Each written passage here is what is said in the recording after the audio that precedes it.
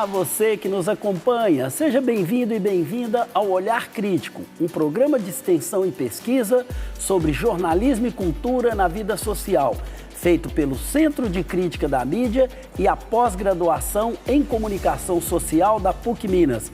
Eu sou Hércio Sena e estou acompanhado pelo professor e pesquisador José Milton Santos. Olá, Zé. Olá, Hércio. Olá, Nara. E minhas saudações aos telespectadores. Estou acompanhado também pela professora e pesquisadora Nara Scabin. Olá, Nara. Olá, Hércio. Olá, Zé. E olá também a quem nos acompanha de casa. No programa de hoje abordaremos a cobertura dos grandes jornais brasileiros sobre o tarifaço e a crise entre Brasil e Estados Unidos. Zé, vamos começar a nossa conversa de hoje falando sobre o tarifaço imposto pelos Estados Unidos ao Brasil. E para localizar essa discussão, eu gostaria que você falasse sobre as motivações ou o pretexto dessas tarifas impostas ao Brasil pelo governo Donald Trump. Esse pretexto, os pretextos, porque na verdade foram dois, presentes na carta que o Trump enviou ao governo brasileiro pelas redes sociais, né, dizia o seguinte: o primeiro seria econômico, porque o Brasil estaria tendo superávit nas suas relações comerciais com os Estados Unidos. E o segundo pretexto era de direitos humanos, era de que o ex-presidente Bolsonaro estaria sendo perseguido. Então teria uma razão econômica e uma razão política. Só que a razão econômica não se sustenta, porque o Brasil tem, aliás, o Brasil tem déficit. Só no primeiro semestre desse ano, o déficit foi de 1 bilhão e 700 dólares. Dos últimos 15 anos, o déficit brasileiro, então, em favor dos Estados Unidos, foi mais de 400 bilhões de dólares. Então, essa justificativa não se sustenta. Uhum. Se essa justificativa não se sustenta, restaria a justificativa formal da perseguição ao ex-presidente Bolsonaro. Essa também não se sustenta, porque ele está respondendo a um processo com o devido procedimento legal, com direito de defesa e tudo mais. Mas há outras razões que não estão presentes, ou pelo menos não estão explícitas nessa carta de Donald Trump. O primeiro é a existência de terras raras. O Brasil tem a segunda maior reserva de terras raras, que são aqueles minerais estratégicos, os 17 minerais estratégicos tanto para a indústria eletrônica quanto para a indústria bélica. O Brasil tem 25% das reservas mundiais, sendo que a maior reserva é da China. Então, primeira causa não explicitada seria essa. A segunda é o fortalecimento do BRICS, né? Que é o bloco do Brasil, Rússia, Índia, China e África do Sul. No recente encontro realizado no Brasil no início do ano, o Lula foi muito claro de que o BRICS tinha que substituir o dólar como moeda do comércio internacional. E antes da reunião do BRICS terminar, o Donald Trump já havia declarado que taxaria em 10% todos os países do BRICS e taxaria também os países que comercializassem com os países do BRICS. Mas tem também uma terceira causa, né? Então, tem a questão das terras raras, tem a questão dos BRICS e tem a terceira questão, também de natureza, né, geopolítica, que é o crescimento da influência da China na América Latina. Uhum. Então, o governo do presidente Trump escolheu a China como inimigo preferencial Então, na verdade, ao atacar os países do BRICS, está indiretamente atacando a China, porque a China também, nessas taxações, foi atingida diretamente, né? Então, para mim, as causas foram essas. Ou seja, sem nenhuma preocupação com a morte da verdade factual, né? Se a gente vir as justificativas completamente improcedentes, né? E não é possível que um governo dos Estados Unidos não saiba que, assim como lá, a justiça no Brasil é independente do Poder Executivo, portanto, não há o que se pressionar por uma coisa que o governo não pode interferir.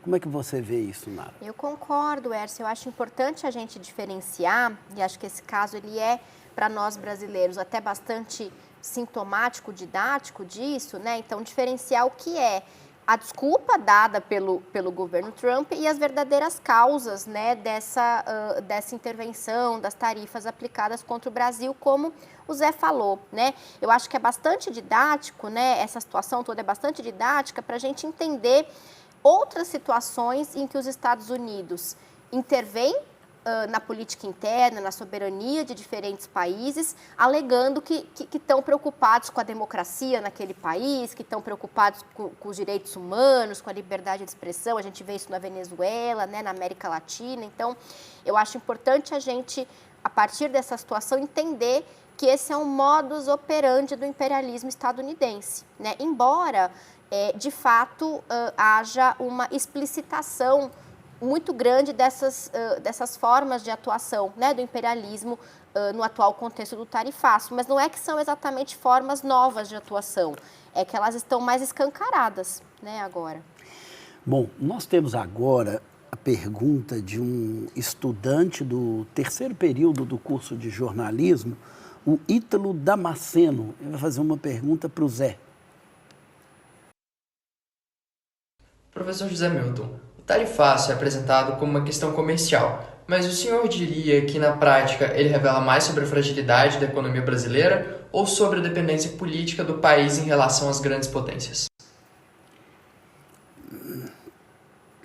Ítalo, a sua pergunta é muito pertinente. A gente tem que ver, né, que não foi apresentado, como eu respondi anteriormente, apenas como uma questão comercial. Foi com uma questão comercial e uma questão política. Só que eu acho que ela não revela a fragilidade da economia brasileira. Ela revela a força da economia brasileira e a hegemonia que o país tem na América Latina e Caribe. Então, por outro lado, né, se a dependência política do Brasil em relação às grandes potências, né, se a gente chamar de grandes potências os Estados Unidos e os países da Europa, né, nós diríamos que há essa fragilidade, porque há a ação do imperialismo como um país dominante econômica, geopolítica e politicamente, mas nós temos o seguinte: não foi por isso que o Brasil foi taxado. Quase todos os países que comercializam com os Estados Unidos foram taxados. Inclusive China, França, Alemanha, etc. Então, não é por causa da nossa dependência política. Os países europeus foram taxados em 35% inicialmente, e eles são sócios dos Estados Unidos nessa hegemonia imperialista. Então, eu acredito que, na verdade, foi pela importância política que o Brasil assumiu ultimamente no Conselho das Nações e pela importância econômica que o Brasil tem, principalmente na América Latina e nos países do sul global. Zé, então vamos tentar fechar esse primeiro bloco aqui com uma última questão. Eu gostaria que você discorresse um pouco sobre o papel do deputado Eduardo Bolsonaro nesse processo e depois a gente retoma outros temas em torno dessa discussão. Sim, o deputado Eduardo Bolsonaro, filho do ex-presidente Jair Bolsonaro, né, no início do ano, ele solicitou uma licença da Câmara dos Deputados e foi para os Estados Unidos, onde permanece até hoje. E lá já estavam, né, outros bolsonaristas notórios, como Alan dos Santos, Paulo Figueiredo, que é neto do último ditador, João Batista Figueiredo, né?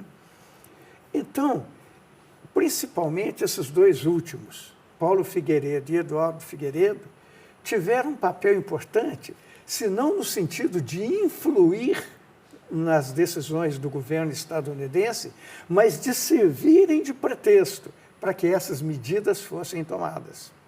Que eu não acredito, sinceramente, que foi por causa do Bolsonaro que essas medidas foram tomadas. Esse foi mais um pretexto. E nesse pretexto, e nas medidas concretas, nas aplicação, por exemplo, da lei Magnitsky, quem seria aplicado, eu acredito que o Eduardo Bolsonaro tenha e esteja ainda assessorando o governo norte-americano.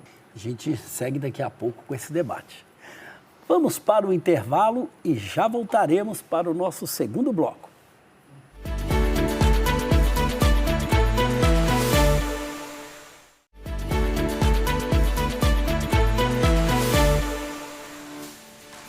O Olhar Crítico está de volta, falando sobre a cobertura midiática do tarifaço de Donald Trump. Zé, e como não pode faltar esse tipo de pergunta aqui no nosso programa, quais foram então as posições da mídia comercial brasileira sobre a questão do tarifaço do Donald Trump? Como que, no geral, os grandes jornais brasileiros se comportaram? Logo após, no início do ano, a decretação do tarifaço, e principalmente depois que inicialmente a tarifa dos produtos brasileiros seria, a taxação seria de 10%. Depois acrescentou-se mais 40% e passou a 50%. Eu acompanhei os principais jornais e eles noticiaram de uma maneira muito fidedigna, inclusive muito informativa. Eles explicaram que em 2024, a média da tarifa estadunidense foi de 3% sobre os produtos brasileiros para lá exportado. Aliás, menor do que 3% este ano.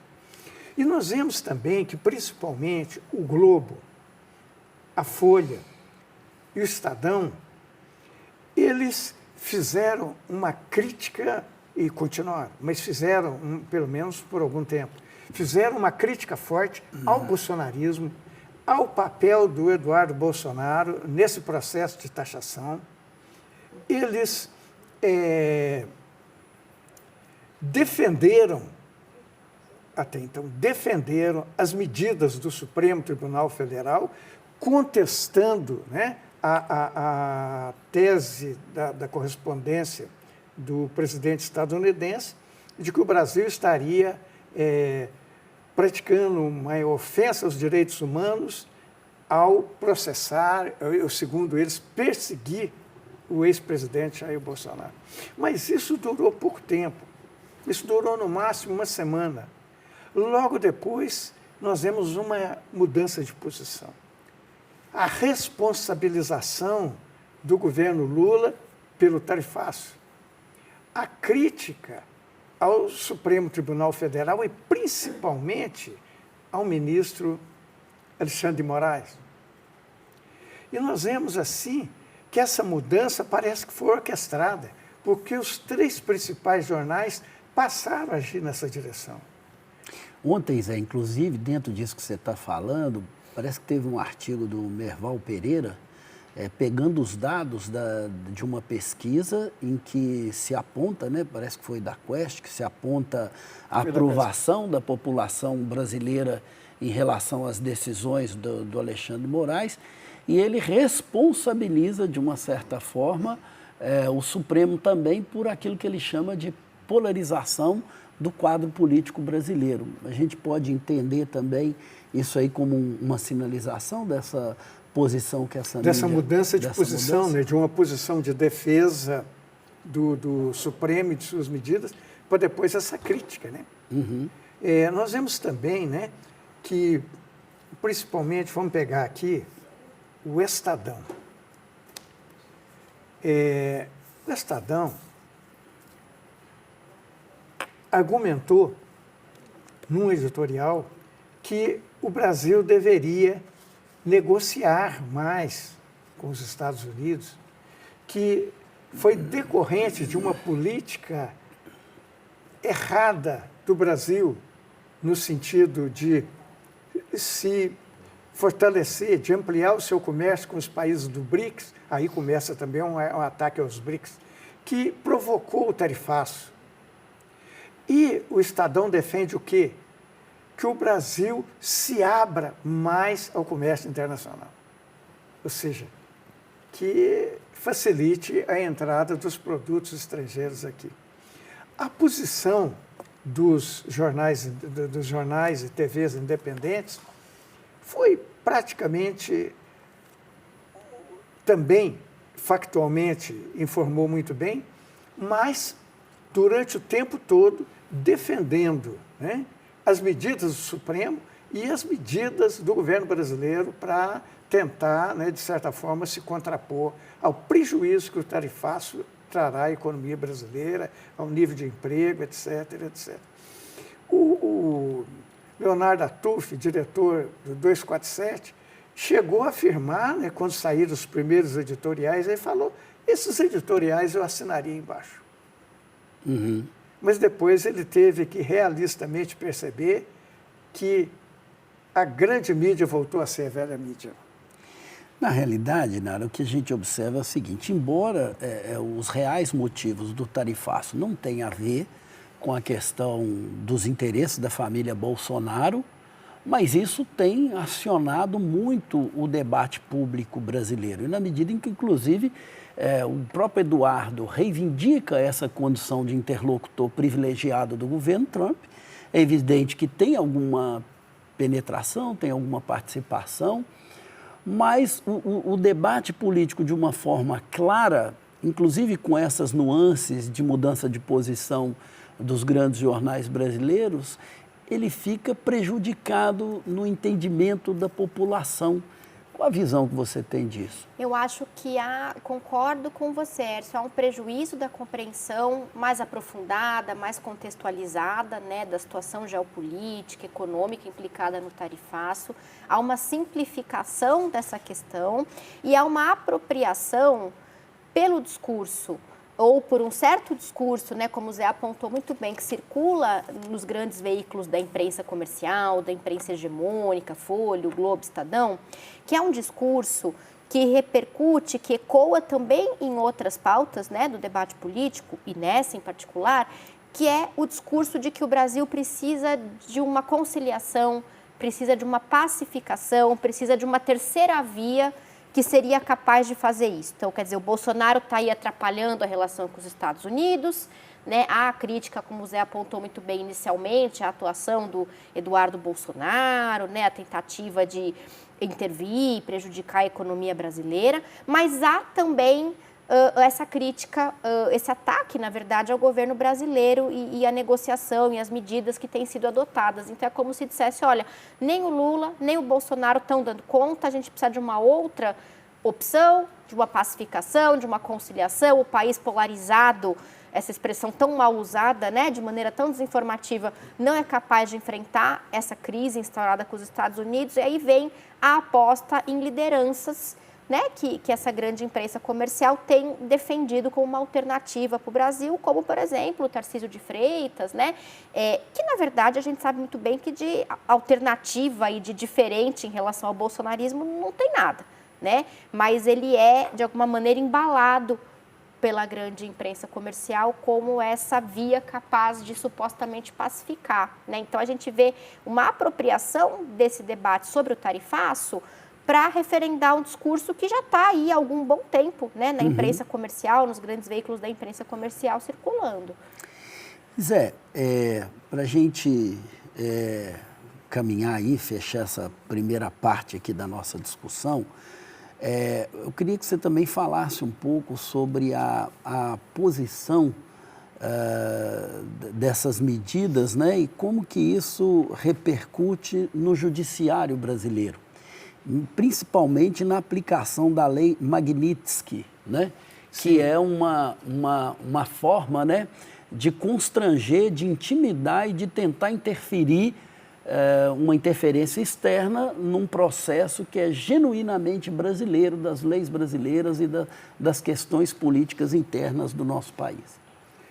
A Lei Magnitsky, a que você se refere, ela é uma lei aprovada pelo Congresso estadunidense em 2012 e leva esse nome em homenagem a Sergei Magnitsky, que era um dissidente na Rússia, que foi preso em 2008 e faleceu em 2009. Então, essa lei, em homenagem a ele, leva o seu nome. Mas o objetivo dessa lei, explicitamente, é punir corrupção, é punir violação dos direitos humanos, é punir os responsáveis pelo grande tráfico de droga. E, no caso brasileiro, né, ela foi aplicada, primeiramente, ao ministro Alexandre de Moraes, que não se enquadra em nenhuma dessas violações ou dessas situações previstas na lei. Né? Primeiro ponto. Segundo, foi também punido quase todos os ministros. Aliás, foram punidos 8 ministros, menos André Mendonça e Cássio Nunes, que foram 2 ministros indicados pelo Bolsonaro, e o ministro Luiz Fux, que tem se mostrado, em vários momentos, bastante favorável ao afrouxamento ou a uma penalização menor dos envolvidos na tentativa de golpe. Então, nós vemos assim que também foi estendido, né, o cancelamento de visto à esposa e à filha de 10 anos do ministro da Saúde, Alexandre Padilha. Uhum. Não cancelaram o visto do Alexandre Padilha, porque ele não tem, há muitos anos que ele não tem visto. Ele não renovou o visto. Não renovou o visto, uhum. né? Mas então nós vemos assim que, primeiro, qual foi a reação do Judiciário? Foi manter o cronograma dos julgamentos dos envolvidos, dos vários, né, núcleos envolvidos na tentativa de golpe. Não se deixou abalar e não mudou absolutamente nada. Foi depois disso que o ex-presidente Bolsonaro passou a usar a tornozeleira eletrônica e depois, e continua, em prisão domiciliar. Bom, a gente vai seguir com esse nosso debate daqui a pouco. Vamos para outro rápido intervalo e já já a gente está de volta.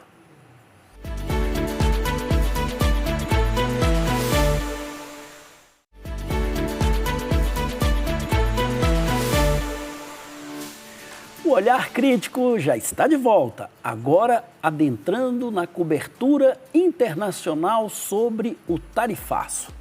Nara, então, como a gente disse aqui, houve também uma resposta da imprensa internacional ao tarifaço imposto pelo Donald Trump ao Brasil. E você podia falar, uma vez que você pesquisou isso exatamente, que você trouxe de pontos a serem destacados nesse processo. Olha só, Hércio, fazendo aqui uma síntese, né, do que a gente observa na cobertura internacional sobre o tarifaço do Trump ao Brasil, a gente observa que nessa grande, né, em veículos da grande imprensa internacional, inclusive na grande imprensa internacional liberal, eu não estou falando aqui de veículos de esquerda, né, de veículos que se posicionem dessa maneira, nessa imprensa a gente observa, de forma geral, que todos esses veículos destacaram que muitos veículos, né, então New York Times, Washington Post, Guardian, né, o El País, destacaram a severidade e a agressividade, até uma certa desproporção das medidas do Donald Trump contra o Brasil, né? Essa imprensa internacional também destaca um caráter repentino, né? Então ela expressa uma certa surpresa diante dessas medidas adotadas pelo Donald Trump, considerando o fato de o Brasil ser, né, um parceiro comercial bastante histórico dos Estados Unidos, né, de ter uma relação também bastante tranquila, né? A gente sabe, inclusive, que o Itamaraty, de forma geral, historicamente, sempre foi bastante subordinado aos interesses dos Estados Unidos. Então, de alguma maneira, maneira, há uma surpresa em torno da severidade dessas medidas, né? E há também o destaque dado nessa cobertura para a forma muito singular como as medidas contra o Brasil foram anunciadas em comparação à forma como as medidas contra outros países foram anunciadas, já que no caso do Brasil não houve exatamente uma comunicação padrão, né, como aconteceu em outros países, houve a tal da carta do Trump, né, que destaca, inclusive, a suposta preocupação dos Estados Unidos, do governo estadunidense, em relação, né, à preservação dos direitos humanos ali do Bolsonaro, né? Então, há esses elementos, assim, que são bastante recorrentes nessa cobertura internacional, né? Apesar disso, nesses veículos da grande imprensa internacional liberal, sobretudo estadunidenses, né? Eu cito, por exemplo, aqui uma reportagem da revista The Economist, publicada no final do mês de julho, né? Que destaca uma certa também severidade excessiva do judiciário brasileiro. Então, uma cobertura que diz, bom, o Trump exagerou, mas também o STF está exagerando, fez por merecer, ou pelo menos gerou uma situação, né, que levou ali ao tarifácio. Então, nessa reportagem da revista The Economist, né, que destaca bastante a severidade da agressão do Trump contra o Brasil, aponta que é uma das maiores interferências dos Estados Unidos na América Latina desde a Guerra Fria, né, o tarifaço. É uma reportagem que também diz ou também classifica as medidas do ministro Alexandre de Moraes como excessivamente agressivas. Uhum. Então, a gente vê um posicionamento, né, que de alguma maneira vai repercutindo essas posições, né, nessa cobertura. Uma posição crítica em relação ao governo Donald Trump, mas também em alguns veículos, né, como é o caso da revista The Economist, uma postura também crítica em relação às medidas do Alexandre de Moraes. E como entrou aí a resposta que o Lula deu a essa taxação dos Estados Unidos ao Brasil? Ela repercute numa chave positiva? Ou essa grande mídia internacional trabalha com nuances também? De forma geral, ela repercute de uma forma mais positiva, né? Então, a imprensa internacional destaca que a condução do governo Lula foi bastante acertada, que o governo Lula apresentou disposição para negociar por um lado, mas, ao mesmo tempo, também reafirmou a soberania nacional e que isso seria um aspecto importante. Acho interessante citar uma entrevista que foi publicada na Folha de São Paulo, né, com o filho do George Soros, né, então o herdeiro da Fundação Soros, que destaca que a afirmação da soberania nacional é um aspecto fundamental e que isso hoje já não é mais nenhuma pauta de esquerda ou dos progressistas, que diante do tarifaço do Trump no mundo todo, a afirmação da soberania nacional se tornou uma pauta de centro, inclusive de centro-direita. Então, claro, aqui eu estou falando de uma entrevista dada, né, por essa figura, um veículo de mídia brasileiro, a Folha de São Paulo, mas que, de alguma maneira, eu acho que ecoa uma certa temperatura desse debate internacional. Claro que ele é uma figura um pouco mais controversa, mas que tenta se colocar de maneira um pouco mais progressista, dentro desse progressismo liberal, mas que mostra talvez nos ajude a entender por que a afirmação da soberania pelo presidente Lula, de maneira muito enfática, como a gente viu, foi bem aceita por essa grande imprensa liberal internacional. Acho que essa é uma pauta que também tem se tornado uma pauta cada vez menos de esquerda e mais de centro, centro-direita. A gente tem agora o Ítalo Damasceno, esse aluno nosso do terceiro período, ele se preparou, tanto fez pergunta para você, mas ele também fez uma pergunta para você, Nara. Vamos lá. Professora Nara, a cobertura do tarifaço pela mídia brasileira tem sido mais informativa ou com teor político? Como isso afeta a forma com que o público interpreta o tema nas redes sociais? Obrigada, Ítalo, pela sua pergunta, muito boa, né? Porque você traz essa questão aí de uma suposta divisão ou contraposição da cobertura entre, por um lado, uma cobertura que a gente chamaria mais informativa, mais factual, de notícias, reportagens, e, por outro lado, uma cobertura mais analítica, mais opinativa, né? E a gente encontra as duas vertentes na cobertura jornalística brasileira sobre o tarifaço. Acho que o Zé também já trouxe um pouco disso, né? A gente tem muitos textos de análise, né, de comentário político, sobretudo de articulistas e editoriais dos grandes jornais, e também reportagens que sobretudo num primeiro momento de repercussão do tarifaço, se preocupam em trazer dados, né, detalhes econômicos, dados sobre, né, as exportações do Brasil para os Estados Unidos. Mas eu acho que é importante a gente dizer também, viu, Ítalo, que mesmo essa cobertura supostamente mais informativa, ela não é neutra. O Zé mostrou isso muito bem na fala dele. Há escolhas que são ideológicas, né? Quando os jornais escolhem ouvir determinadas fontes e não outras. Então, quando os jornais optam por ouvir, por exemplo, né, representantes do mercado financeiro, dos bancos, do agronegócio, para falar sobre as suas preocupações com o tarifaço e com a condução do governo federal, e não ouvir, por exemplo, né, de repente, outras lideranças, movimentos sociais, né, economistas menos alinhados às posições neoliberais, isso é uma escolha. Os jornais fazem uma escolha deliberadamente. E como estes veículos da grande imprensa comercial sustentam uma imagem de suposta imparcialidade, de suposta neutralidade, eu acho que aí a gente tem um prejuízo ao entendimento público da questão. O problema não é os jornais assumirem posição. O problema é eles assumirem posição, porque assumem o tempo todo, sem assumir os seus vieses ideológicos e sem dizer claramente para o público quais posições orientam. Né? E as posições dos veículos da grande imprensa comercial são apresentadas como posições supostamente não ideológicas, o que não é verdade. Sim. Zé, e dentro desse quadro, né, que a Nara tão bem levantou, né, de um viés positivo da cobertura internacional em relação à posição do Brasil, especialmente do governo e do presidente Lula, isso concorre para aumentar, né, a importância e o capital político do presidente Lula no cenário internacional. E isso, com certeza, é algo que deve incomodar ainda mais o governo dos Estados Unidos, inclusive em relação ao papel que o Brasil pode ter nesse cenário e com os alinhamentos que você tão bem colocou em relação à China, aos BRICS. Como que você vê esse processo?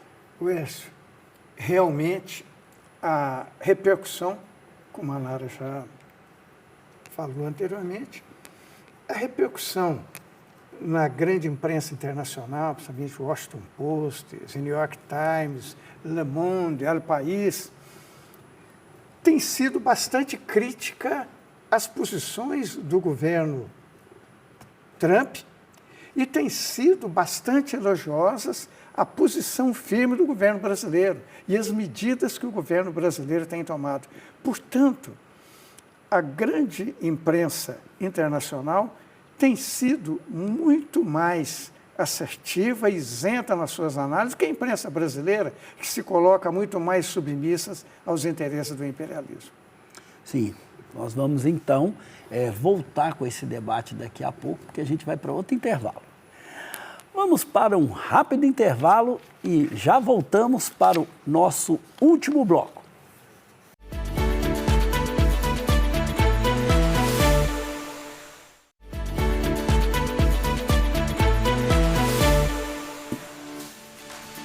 Estamos de volta com o Olhar Crítico, falando sobre o tarifaço de Donald Trump.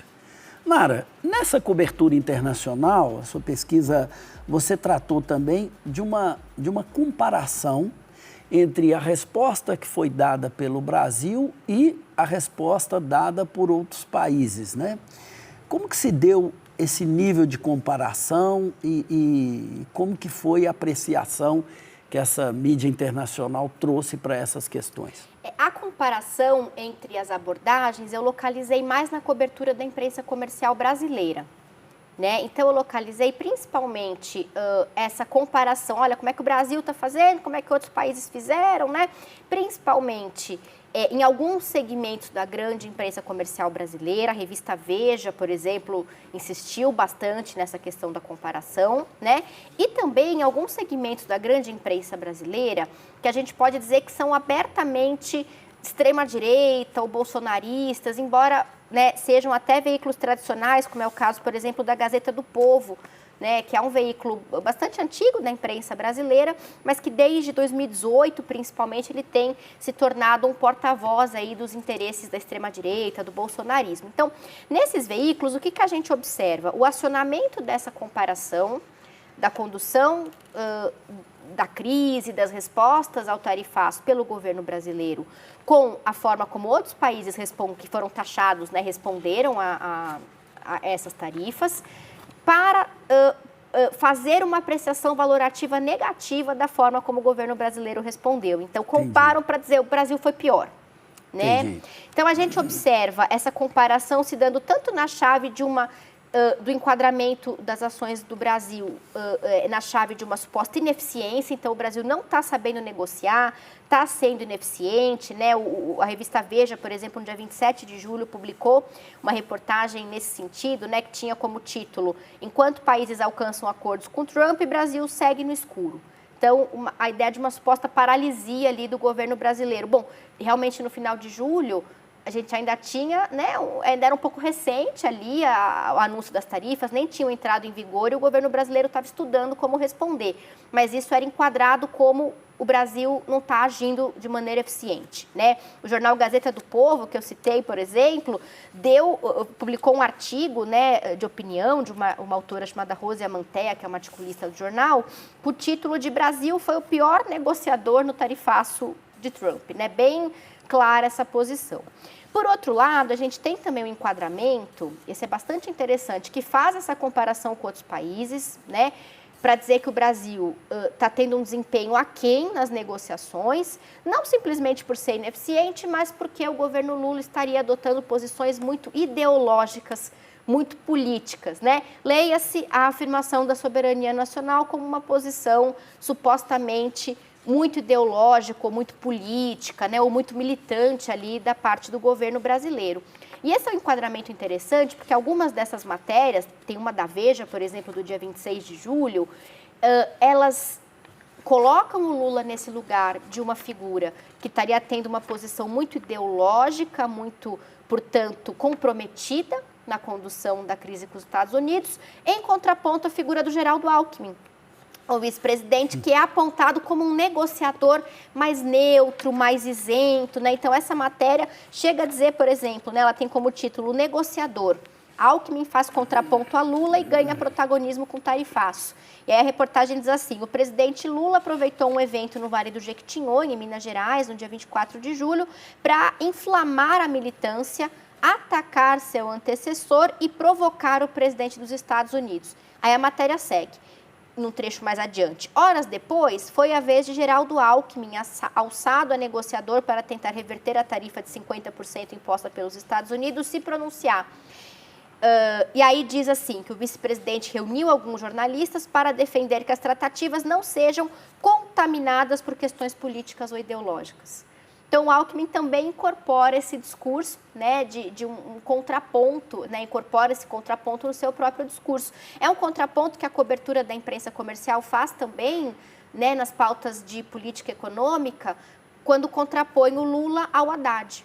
Né, o Haddad como uma suposta figura mais técnica, né, mais isenta, e o Lula como uma figura de contaminação política que atrapalharia as medidas de austeridade. Às vezes junta até o Haddad com a Simone Tebet, como se houvesse ali uma gestão técnica em contraposição aos arroubos ideológicos do presidente. E que atrapalhariam as políticas de austeridade fiscal neoliberais. Né? Então, a gente vê de maneira bastante clara assim, né, essa posição. E tem também algumas outras matérias, acho que vale dizer, né, que falam sobre a condição do governo brasileiro, né, em relação ao tarifaço do Trump, que vão destacar, né, alguns artigos de opinião que vão destacar de maneira problemática, né, como o suposto impedimento para a resolução dessa crise, a falta de uma unidade nacional. Então, a questão da polarização. Olha, como nós temos, né, o Estadão, por exemplo, publicou um artigo no dia 21 de agosto dizendo isso.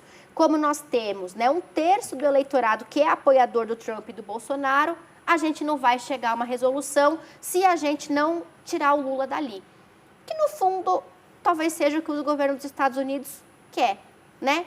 Forçar uma troca de governo, forçar uma sucessão política. Então, a imprensa, no fundo, está do lado dos interesses imperialistas, né, nesses momentos. Você podia entrar brevemente nos desdobramentos políticos e econômicos do tarifaço em relação as questões que o Brasil deve enfrentar daqui para frente, evidentemente na abordagem dessa mídia. Bom, eu vou destacar alguns eixos de maneira bastante sucinta que aparecem na cobertura da imprensa comercial, né?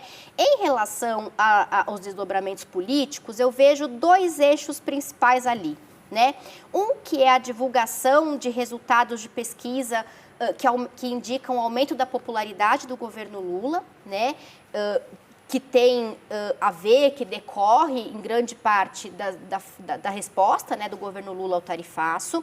E é muito interessante observar que essa cobertura, embora registre, evidentemente, as pesquisas, dê conta ali de que houve um aumento da popularidade, a gente tem matérias que estão o tempo inteiro apontando, olha, aumentou a popularidade, mas ainda é menos do que no ano passado, aumentou a popularidade, mas ainda tem uma desaprovação grande, né? Então, dão menos destaque para o que é de fato notícia, que é um aumento muito significativo em pouco tempo da popularidade, são muitos pontos percentuais, né?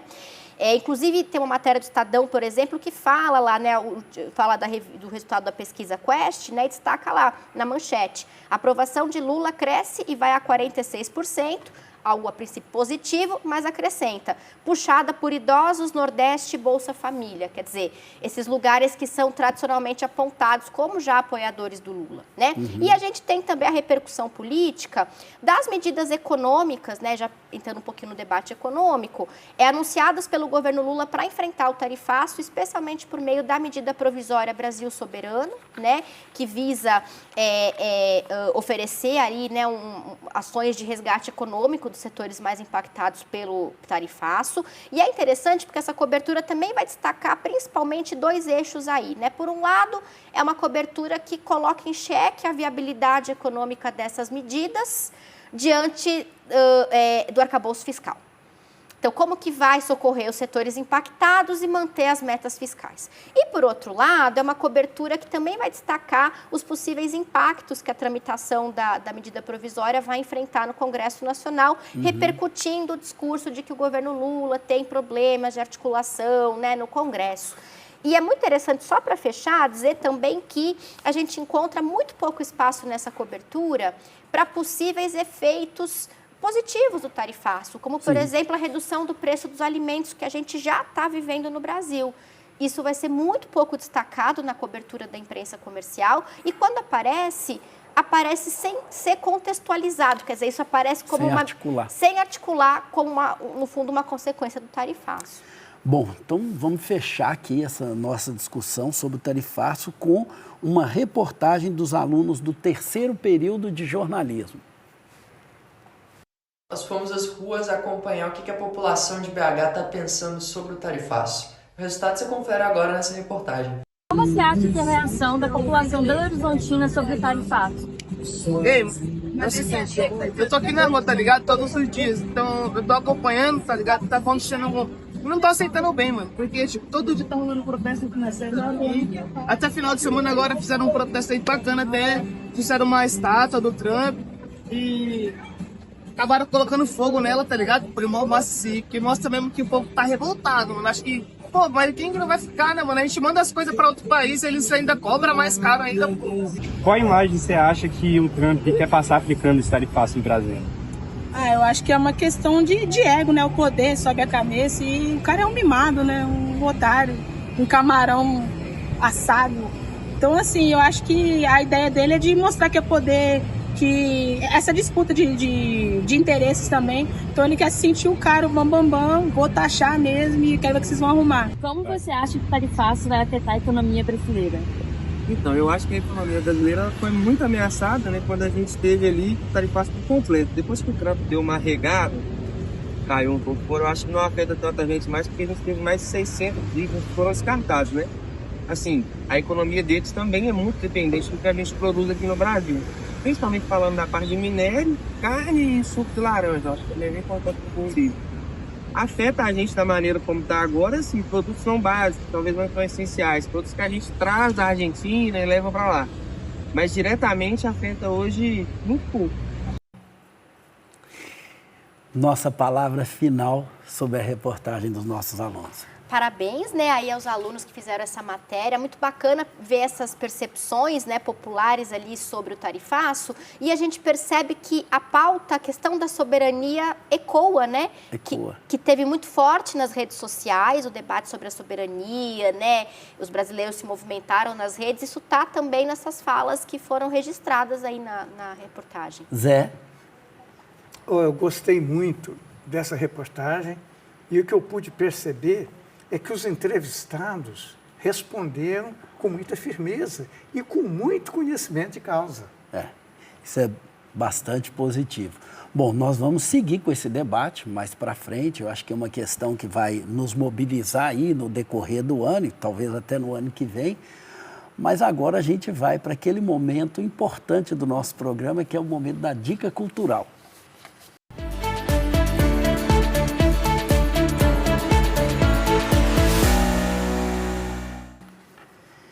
E eu vou falar hoje de um filme, gente, que é um filme bem antigo. Esse filme é de 1971, embora ele foi exibido no Brasil em 1972, que é o filme Laranja Mecânica, né, do diretor Stanley Kubrick, né? Esse filme é um filme interessante, tem um experimento que é feito nesse filme.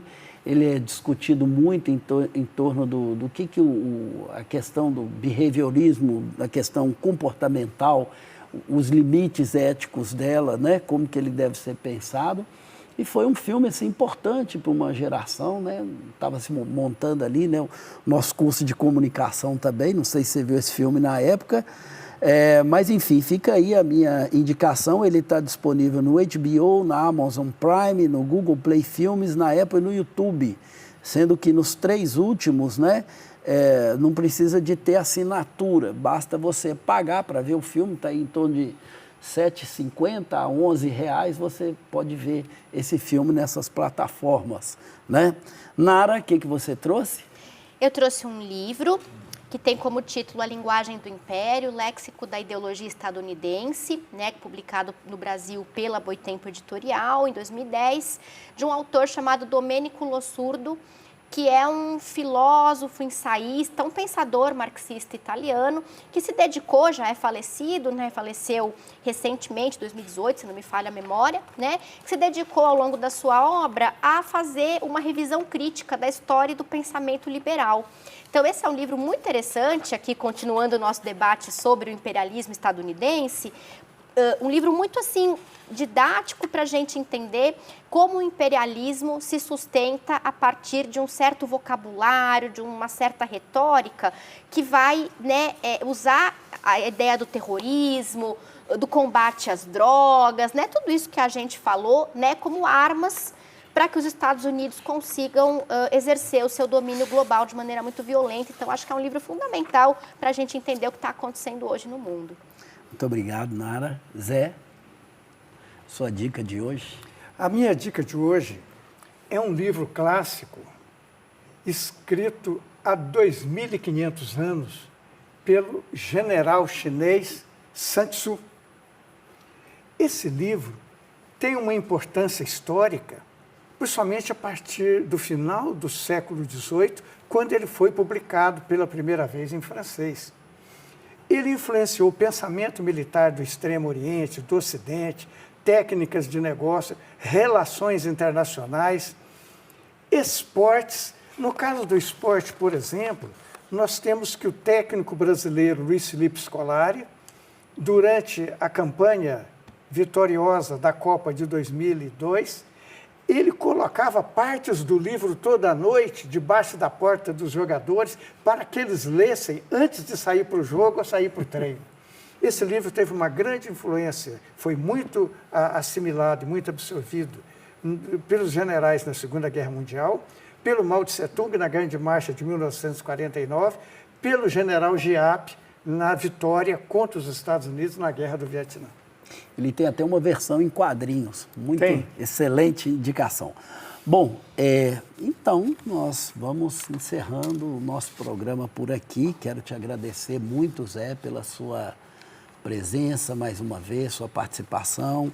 Hoje a gente está retomando aqui as versões inéditas no nosso programa, Muito obrigado por mais uma vez você ter contribuído e colaborado aqui conosco.